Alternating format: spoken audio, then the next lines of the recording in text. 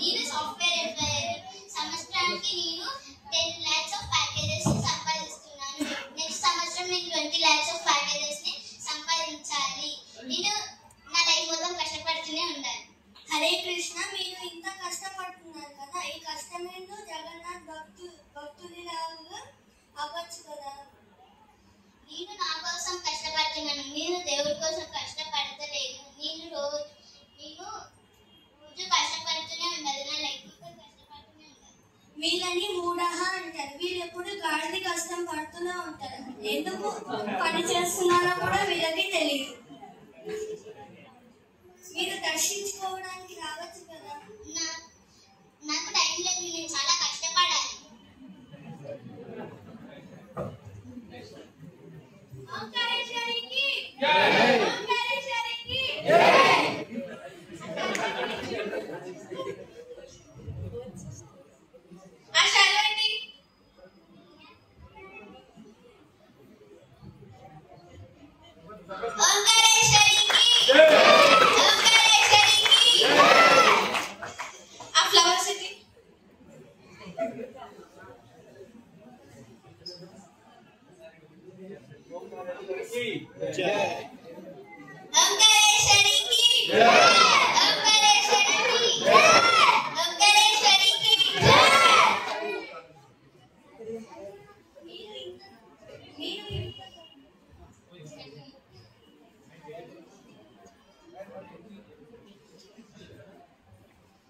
హరే కృష్ణ, మీరు ఇంత గొప్పవాళ్ళు కదా, మీరు ఒకసారి మా జగన్నాథ్ మందిర్కి వచ్చి దర్శించుకోవచ్చు కదా, మీకు పుణ్యం లభిస్తుంది. మీ వెనక ఉన్న వాళ్ళని అందరినీ కూడా తీసుకురావచ్చు కదా మా జగన్నాథ్ మందిర్కి. నాకే ఇంతమంది భక్తులు ఉన్నారు, నేనెందుకు ఇంకొకరికి వెళ్ళి భక్తులుగా చేయాలి? ఒకసారి రావచ్చు కదా.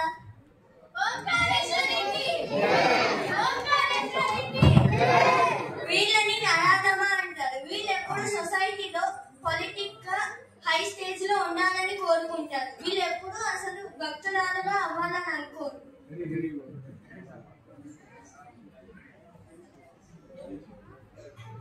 I am the great scientist. నేను ఈరోజు ఒక కొత్త స్పెషల్ లిక్విడ్ కనిపెట్టాను. I am the great scientist. మీరు హరే కృష్ణ, మీరు స్పెషల్ లిక్విడ్ ని కనిపెట్టారు కదా, ఇది దేవుడి వల్లే సాధ్యం. మీకు దేవుడు జ్ఞానం ఇచ్చారు కాబట్టి మీరు ఇలా కనిపెట్టారు. మీరు ఒకసారి జగన్నాథ్ మందిర్కి వచ్చి దర్శించుకోవచ్చు కదా. ఇదంతా జగన్నాథ్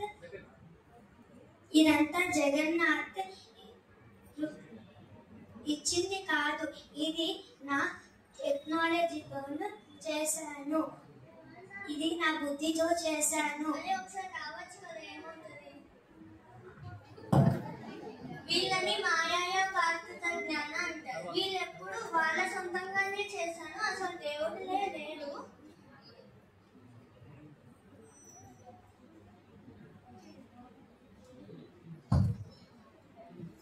నా దగ్గర ఇంత డబ్బులు ఉన్నాయి, ఇప్పుడు దొంగలు వస్తే నేను ఏం చేయాలి? నాకు భయం వేస్తుంది.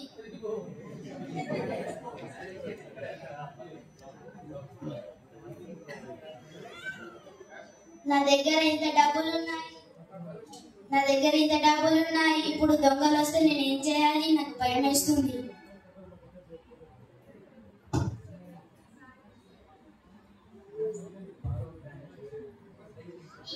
ఇతని దగ్గర చాలా డబ్బులు ఉన్నాయి, మనం ఇతన్ని చంపేసి డబ్బులన్నీ తీసుకుందాం.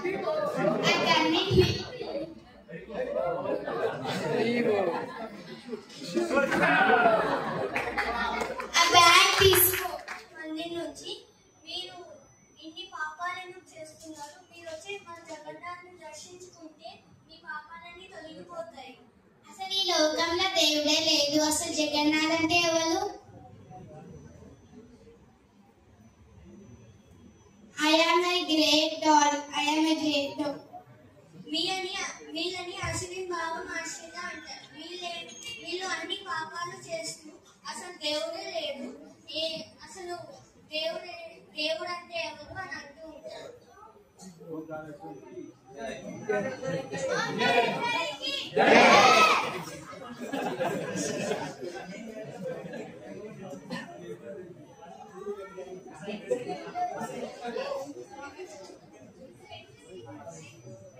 వీళ్ళని మూఢ అంటారు. వీళ్ళు ఎప్పుడు గాడికి కష్టం పడుతూనే ఉంటారు. వీళ్ళు ఎందుకు పని చేస్తారో కూడా వీళ్ళకి తెలియదు.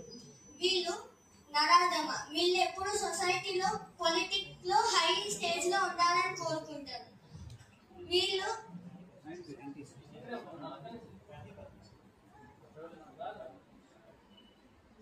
కానీ భక్తి చేయరు.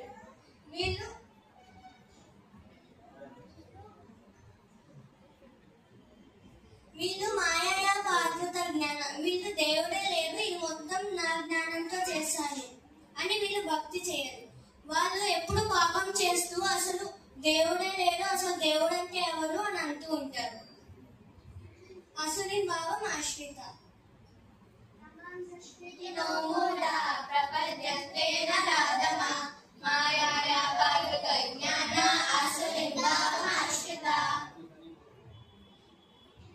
మహామూఢులు నరులలో అత్యంత అధములు, మయచ్చే జ్ఞానము అపహరించిన వారు, నైతికమైన ధన ప్రకృతి చేపట్టేవారు, అయినప్పటికీ దుష్టులు నాకు శరణపుచ్చురు.